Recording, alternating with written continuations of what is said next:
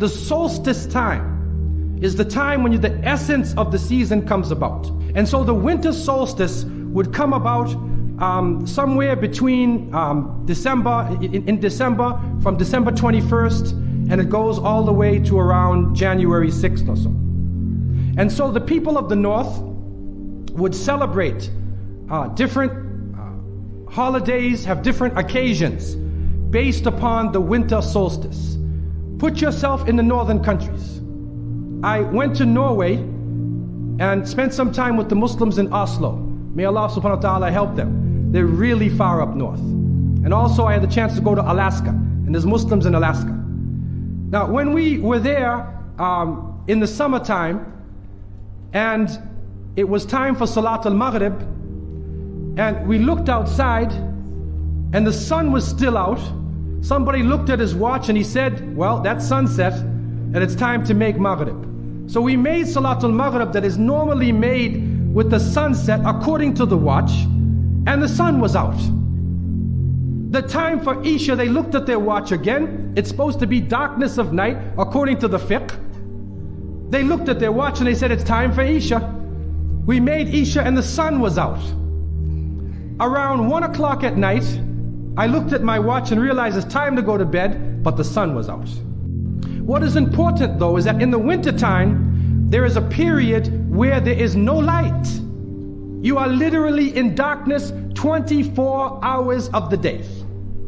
And this stretches for a period of time. Now could you imagine if you're living in Alaska, or living in Canada, or living in Norway, and you don't have central heating, and the cold is outside, it's darkness around you, people are dying from disease, it's a terrible time, and every family would probably lose somebody, or they would know of somebody dying from the cold and disease during that season. This is the winter solstice.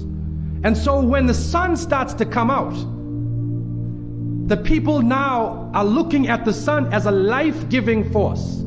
And so during that time, a number of ceremonies were held in northern countries. In the far north was the Feast of the 12 Nights, which stretched from December 25th to January 6th.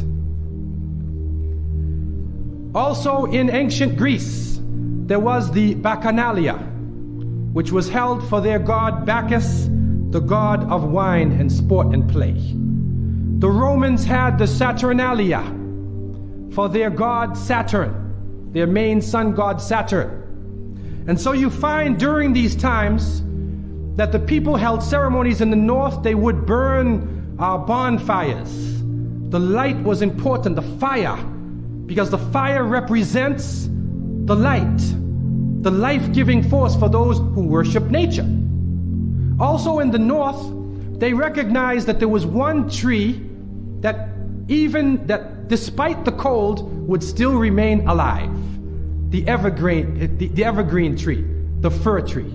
And so in some cases they would take this fir tree, believing that there was powers of life within the tree, and they would put it in their homes, set it there and put a light on the top of it, or burn them in the front, or they would make mistletoes and put them over their doorways, a type of what we would call ta'weez or tamima. It is an amulet. And they would hang the amulet over their doors, hang the amulets in their home, hoping that this fir tree, that this so-called life-giving force would protect them from the danger of the winter. And so their ceremonies developed around this. And this went on for hundreds of years. We also find in the ancient northern countries, we find the Druids, and the Druids of the north. And they carried out special ceremonies surrounding the mistletoe and surrounding the fir tree and the beliefs, and they would meet within circular areas. And they had a secretive cult that spread throughout the far northern countries. One of the interesting individuals, and you can look this up if you can find it in the dictionaries or encyclopedias, is a man called Mithra or Mithras.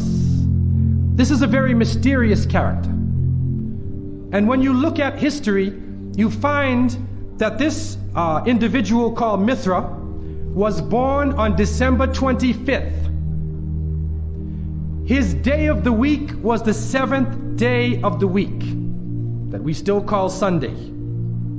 He was supposed to be the son of the sun god himself, and they had a special sacrament made up of bread and wine, and they would make this drink during this time, and supposedly he died for the sins of the people. Sounds familiar, doesn't it?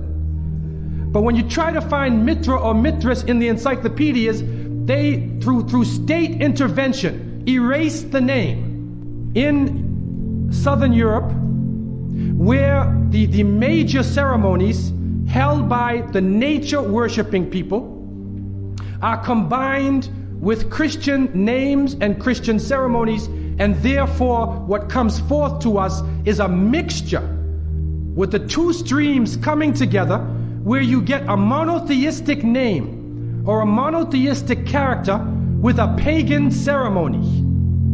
And so the mixture of this together is what is giving us the present day holidays that we see.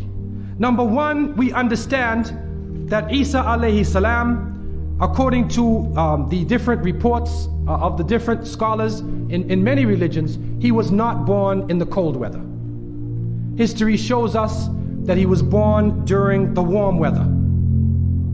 Even in the Christian traditions, they have the belief that the shepherds were tending their flocks outside. And in Palestine, you cannot keep your flocks outside in the wintertime in the evening. You bring them in because it's cool at night. And so it was the warm weather. It was also the time of the taxes in the north. So from different points of view, different historical points of view and different religions, we understand that Isa alayhi salam was not born during the winter season. He was born in the warm weather. So who was it that was born in the winter season? He's coming out on December 25th, which is not the birthday of Isa alayhi salam, has nothing to do with Christianity. And so what happens on Christmas, the Christmas season, especially in America? People today are not even thinking about Isa alayhi salam.